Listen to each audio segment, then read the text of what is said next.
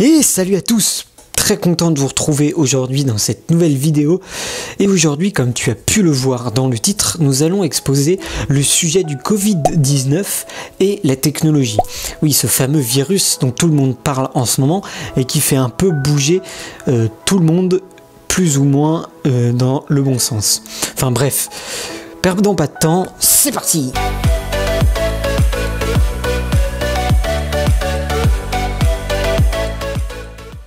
Alors, il faut savoir que ces dernières semaines, tout le monde parle du coronavirus, plus connu sous le nom de Covid-19. Si ce qualificatif désigne en réalité une large famille d'infections respiratoires, c'est précisément le SRAS-CoV-2 qui inquiète le monde entier et le Covid-19, la maladie infectieuse qui en découle.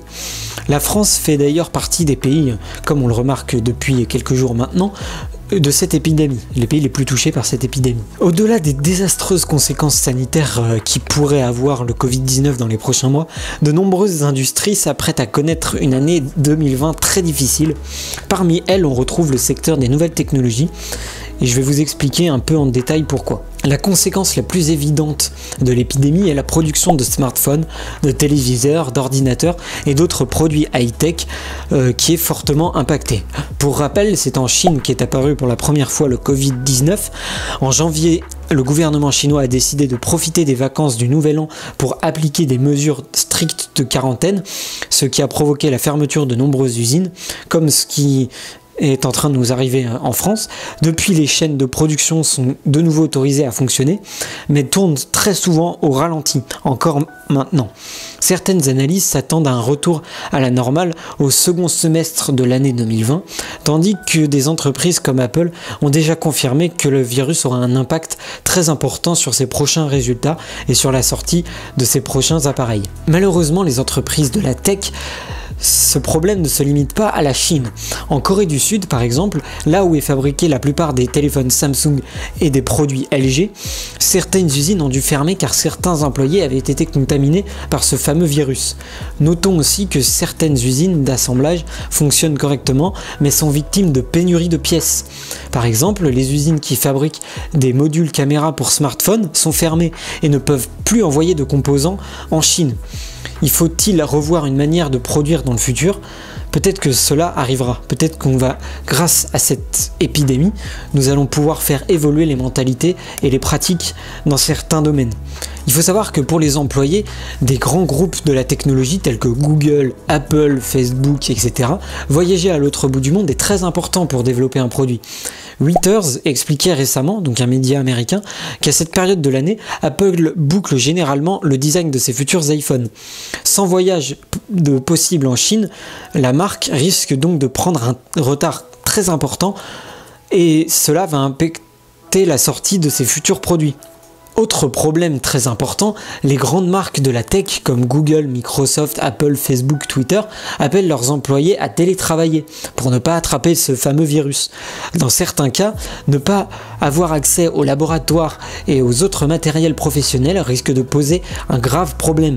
Les conséquences sur le développement des futurs produits et services pourraient être très importantes pour ces entreprises et du coup retarder leur croissance et leur évolution. Quel est le point commun en fait entre le Mobile World Congress de Barcelone, la conférence de Facebook, la F8, le Google I.O. ou la JDC?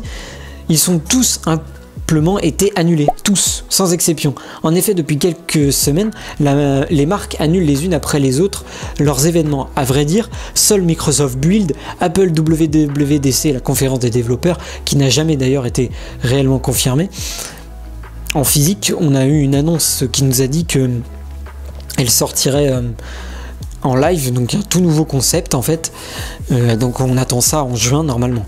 Et le grand salon du jeu vidéo, le E3, ont tout simplement fermé en fait. Le problème de ces événements est qu'ils réunissent des personnes du monde entier, accentuant le risque de propagation du virus, du Covid-19 plus précisément. Les grandes marques jouent donc prudence en annulant une à une leurs événements, histoire de ne pas associer leur nom au fameux coronavirus.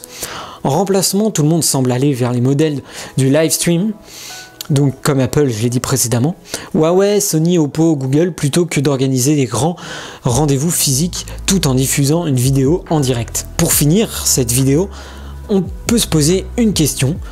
est-ce qu'on va vers un krach financier? Donc là, je ne suis pas expert dans ce domaine, mais on peut s'imaginer qu'on retrouve quelque chose comme ce qui s'est passé en 2008, je ne sais pas si vous vous rappelez, et ça pourrait donc vraiment, le coronavirus pourrait avoir un impact sur les capitalisations boursières des grandes entreprises de la nouvelle technologie. Et pas que d'ailleurs. Le marché s'effondre ces derniers jours, on le remarque encore aujourd'hui à l'heure où je tourne cette vidéo et peut-être même à l'heure où vous le regardez. Inquiet des conséquences du Covid-19 sur l'économie, il est même possible de mesurer l'impact réel du coronavirus dans le monde. Il semble certain que certaines industries high-tech vont connaître une très mauvaise année, et pas que. Les petits commerçants en France, c'est eux qui me viennent à premier à l'esprit. Il peut y avoir aussi les PME, les TPE, etc., qui risquent d'avoir de très gros problèmes, mais nous ne sommes pas encore là aujourd'hui. Pour le moment, on est dans le dur, ce n'est pas terminé, ça ne fait que commencer. Bref, j'espère que cette vidéo vous aura plu. N'hésite pas à me donner ton avis dans les commentaires, ça me ferait extrêmement plaisir de le connaître. D'ici la prochaine vidéo, n'hésite pas à t'abonner si ce n'est pas déjà fait, mettre un gros pouce bleu, ça fait toujours plaisir. Prends soin de toi, fais de belles photos, de belles vidéos et ciao ciao tout le monde. Wouh!